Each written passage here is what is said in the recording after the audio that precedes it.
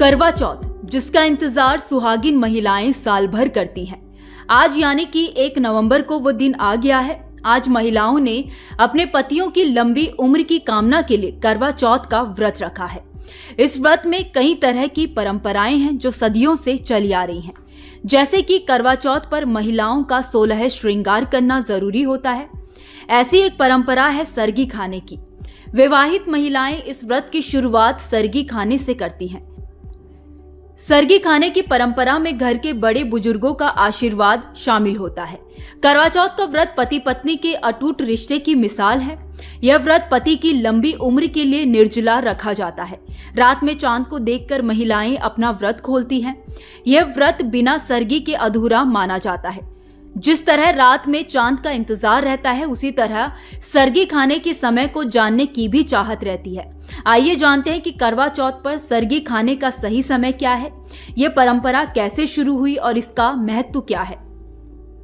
करवा चौथ हर साल कार्तिक माह के कृष्ण पक्ष की चतुर्थी तिथि को रखा जाता है।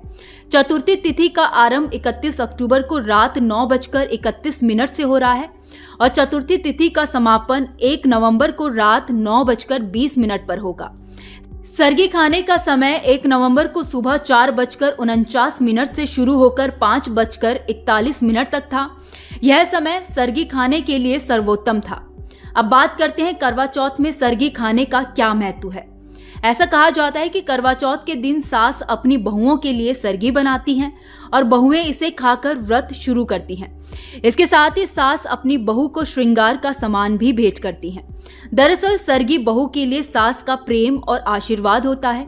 सरगी खाने के बाद महिलाएं ऊर्जावान महसूस करती हैं और व्रत में कोई समस्या नहीं होती है।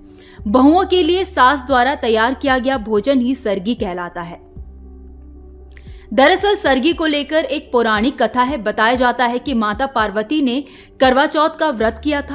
देवी पार्वती की कोई सास नहीं थी, इसलिए मायके से माता मैना ने ही माता पार्वती को सरगी दी थी। इसीलिए विवाह के पहले वर्ष में मायके से सरगी देने की भी परंपरा रही है।